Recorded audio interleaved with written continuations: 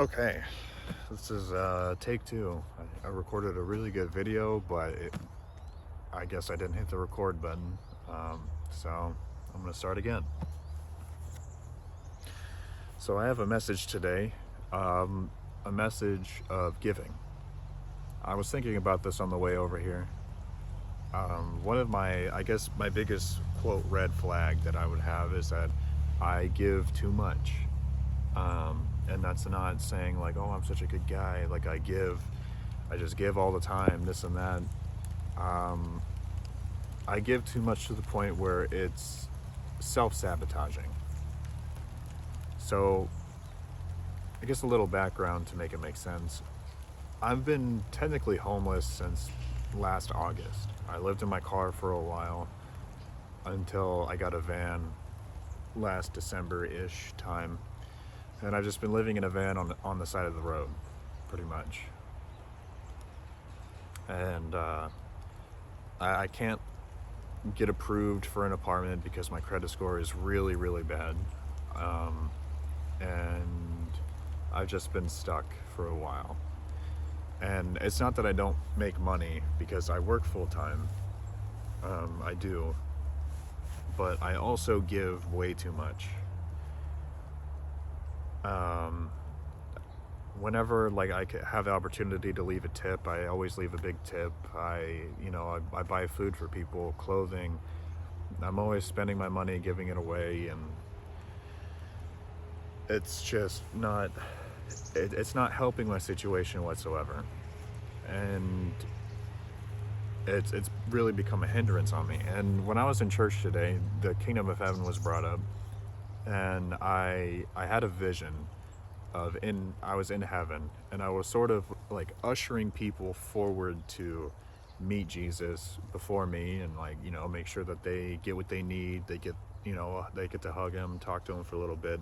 And then finally, when all the people went through and I was the last one to go, Jesus looked at me and he said, "Oh, my son, you give and leave nothing for yourself, and that is your downfall." And that vision that I had, I actually started to tear up a little bit, because it's very true. My giving, when in nature, is harmless and the right thing, it's also very self-sabotaging, because I myself have nothing, and yet I continue to make sure, or to give and make sure everybody else has something when I don't, even when I don't. So the moral of this little story is that yes, it is okay to give, and yes, it is very good to give, but you need to give responsibly. You need to make sure that you are also taken care of, and that you also have everything that you need, so that you may give to others properly, and be able to give to others, responsibly, so you can better give to others. Because the more you have,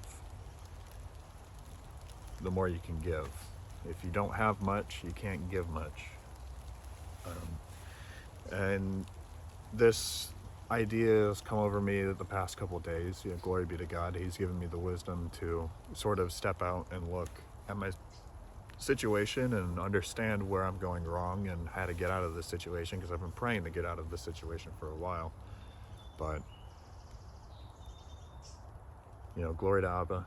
He's taught me a lot, and from going forward, I've been putting more money in my savings, focusing on making sure that I have an abundance of what I need before I'm able to give more, and that is incredibly important. So again, moral of the story is give responsibly. Don't give recklessly, because then you're left with nothing. So moving on to the reading, we were reading chapter 23, Matthew chapter 23. Chapter 22 was the parable of the wedding banquet, and now 23 is the scribes and the Pharisees. Then spake Jesus to the multitude and to his disciples, saying, The scribes and the Pharisees sit in Moses' seat. All therefore, whatsoever they bid you, observe and do. But do not ye after their works, for they say, and they do not. So basically what Jesus is saying is that these Pharisees are sitting in the lawgiver's seat, the seat of Moses, and they're saying, do as I say and not as I do, because I do not do as I say. But you need to do as I say, but not as I do, because I don't do what I say. For they bind heavy burdens and grievous to be borne, and lay them on men's shoulders, but they themselves will not move a finger, or will not move them with one of their fingers. So they give other people problems, and they give other people burdens that they won't even take on themselves. Is basically calling them horrible leaders.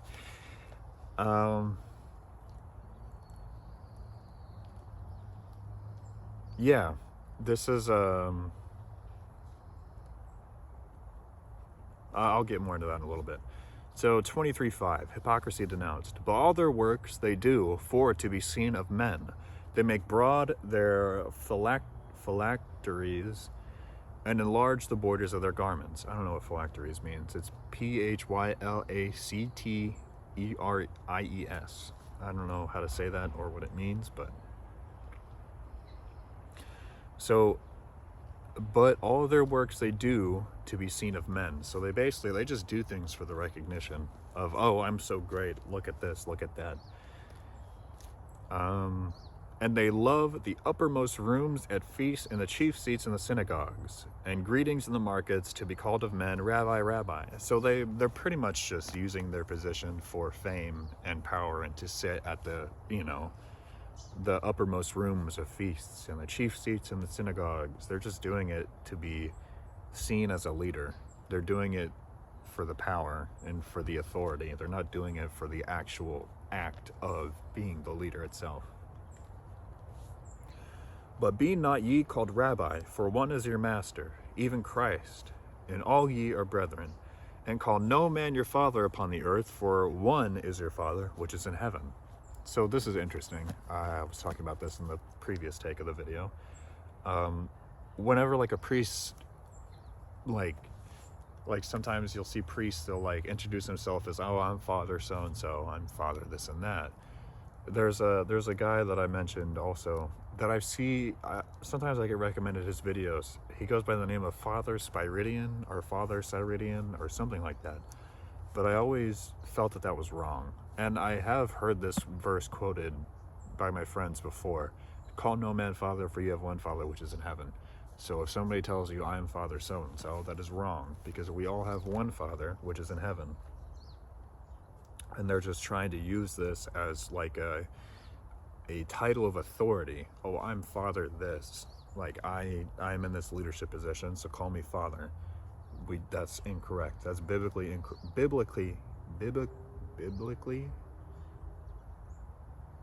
incorrect.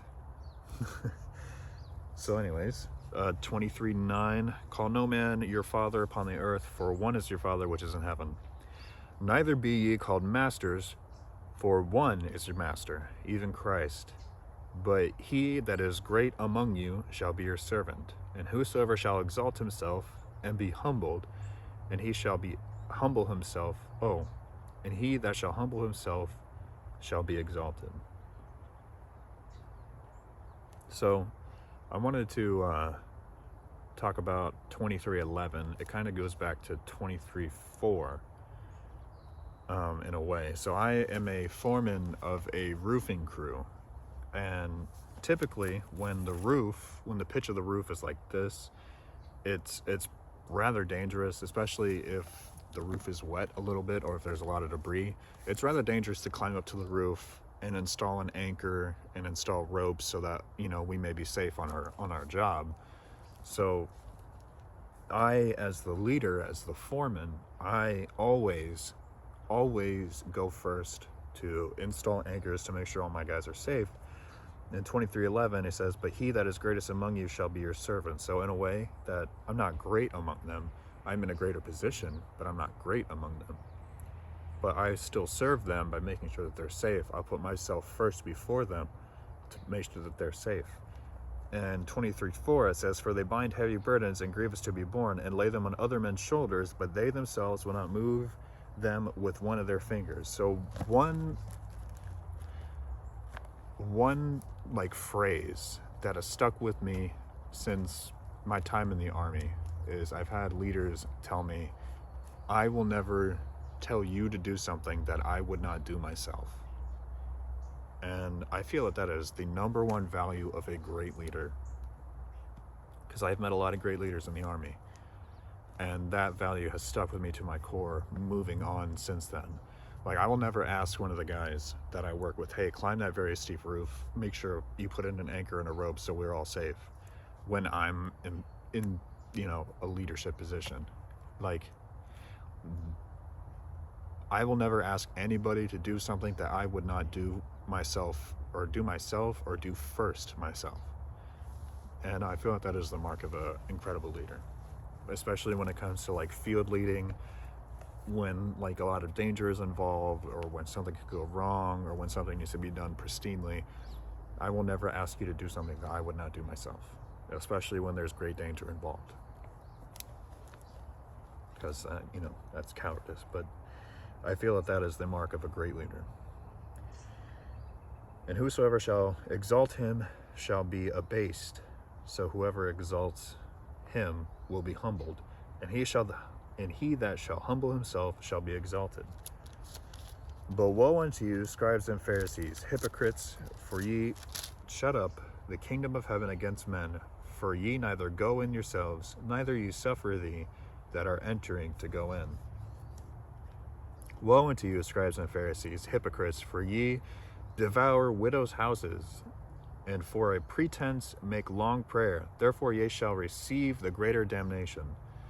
Woe unto you, scribes and Pharisees, hypocrites, for ye compass sea and land to make one proselyte, and when he is made, ye make him twofold more the child of hell than yourself. Wow. He's basically saying that they're leading people astray with their horrible leadership skills. So Jesus is not happy with the scribes and Pharisees, which is understandable. He say that they always tell them, like, do as I say, not as I do. Do things that I would not do myself. They take advantage of their positions and their powers and their leadership, positionings. Basically, horrible leaders.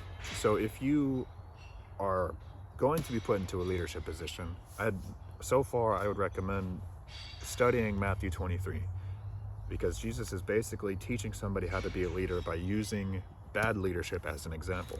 So doing the opposite of what the scribes and Pharisees are doing now will probably point you in the right direction. So do as I say, like marks of a great leader, do as I say and as I do, and I will not ask of you to do something that I would not do myself. Those are great leadership, like, in my opinion, just from my personal experience, especially in the Army. Like I said before, there's a lot of danger involved in the Army. So if somebody's like, hey, go walk this minefield, like, you gonna walk it with me? Like, you know what I mean? Like, that was a terrible analogy. But anyways, Matthew 23:16, woe on the scribes and Pharisees. So this is when he starts calling them out in more detail. Woe unto you, ye blind guides, which say, whosoever shall swear by the temple, it is nothing. But whosoever shall swear by the gold of the temple is a debtor. So swearing at the temple is nothing, but swearing at the riches of the temple, you are a debtor. Ye fools and blind, for whether is greater, the gold or the temple that sanctifieth the gold? And whosoever shall swear by the altar, it is nothing. But whosoever sweareth by the gift that is upon it, he is guilty. Ooh. All right. Ye fools and blind, for whether is greater, the gift or the altar that sanctifieth the gift? Whosoever shall swear by the altar, sweareth by it, and by all things thereon. And whoso shall swear by the temple, sweareth by it, and by him that dwelleth therein. And he that shall sweareth by heaven, sweareth by the throne of God, and by him that sitteth on the throne. Sorry that I keep looking this way. It's my natural instinct to look at myself because I guess I'm a narcissist or something. But 23:23. Woe unto you, scribes and Pharisees, hypocrites, for ye pay tithe of mint and anise and cumin, and have omitted the weightier matters of law, judgment, mercy, and faith. These ought ye have done, and not to leave the other undone. They pay a tithe of mint and cumin, which are spices, but have omitted the weightier matters of the law, judgment, mercy, and faith. So they don't tithe a whole lot, but yet they still have say over the weightier matters. All right. Ye blind guides, which strain at a gnat and swallow a camel. Woe unto you, scribes and Pharisees, hypocrites, for ye make the outside of the cup and of the platter, but within they are full of extortion and excess. Thou blind Pharisees, cleanse first that which is within the cup and platter, that the outside of them may be clean also. So they just clean the outside, but the inside's disgusting. Woe unto you, scribes and Pharisees, hypocrites, for ye are like unto witted sepulchres, which indeed appear beautiful outward, but are within full of dead men's bones and all of uncleanness.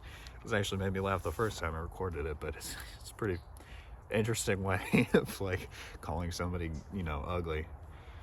So you're like a witted sepulcher is like a tomb, like a beautiful tomb, a white tomb, which indeed appear beautiful outward, but are within full of dead men's bones and all of uncleanness.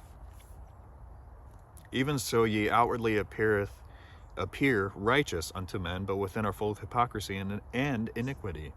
Woe unto you, scribes and Pharisees, hypocrites, because ye build the tombs of the prophets and garnish the sepulchres of the righteous. So they build the tombs of the prophets, but they garnish the sepulchres of the righteous men. And say, if we had been in the days of our fathers, we would not have been partakers with them in the blood of the prophets. For ye be witnesses unto yourselves that ye are the children of them which killed the prophets. Fill ye up then measure of your fathers. What do they mean by measure? Measure of guilt. Okay, well, fair enough. Ye serpents, ye generation of vipers, how can ye escape the damnation of hell? Wherefore, behold, I send unto you prophets and wise men and scribes, and some of them ye shall kill and crucify, and some of them ye shall scourge in your synagogues and persecute them from city to city, that upon you may come all the righteous blood shed upon the earth, from the blood of the righteous Abel to the blood of Zacharias son of Barachias, whom ye slew between the temple and the altar. Verily I say unto you, all these things shall come upon this generation. O Jerusalem, Jerusalem, thou that killest the prophets and stonest them, which are sent unto thee, how often would I have gathered thy children together, even as a hen gathereth her chickens under her wings, and ye would not. Behold, your house is left unto you desolate, for I say unto you, ye shall not see me henceforth till ye shall say, Blessed is he that cometh in the name of the Lord. 23:31. Wherefore ye be witnesses unto yourselves that ye are the children of them which killed the prophets. Jesus was not having a good time. He was not happy with these guys, which is completely understandable because they were taking complete advantage of the position that they were in. And they were obviously, denying Jesus as the Son of God. And he says in 23:39, For I say unto you, ye shall not see me henceforth till ye shall say, Blessed is he that cometh in the name of the Lord. Blessed is he that cometh in the name of the Lord. So, again, if you are in a leadership position, whether it be like work or, military or, just, I guess, family, anything, Matthew chapter 23 is a great example of what not to do. So, I would recommend studying this. I might study this some more, honestly. I do feel that I have a good idea, but then again, once you admit that there's nothing left to learn, that makes you a hypocrite. There's always something to learn. So the morals of the story, the moral of these videos, do not give so much that it self-destructs you. Do not give into self-destruction. Give unto self-destruction, or give until self-destruction. And the model phrase for any leader is, I would not ask of you what I wouldn't do myself. So, especially when it comes to people's lives being on the line, that's incredibly important. So if you want to study about, being a leader, Matthew 23 is, again, a perfect example of what not to do. Anywho, that is all I have for today. May the grace of our Lord Jesus Christ be with you all. Thank you for joining me. Amen. Also, I have the camera facing towards me, or like my phone screen facing towards me this time, just so I knew that I was recording. Because like I said, I recorded a whole 20-minute video before, and I flipped the camera around and the screen was black. So it kind of broke my heart for a second, but I feel that it happened for a reason, because reading that chapter again a second time over has allowed me to really emphasize what Jesus was saying when he was calling out the Pharisees. And it allowed me to really drink it in, if that makes sense. Because that's what you should do with the Bible. You should read chapters over and over, so you can really drink in the lessons and what he's saying. Anyways, that is all from me. Thank you.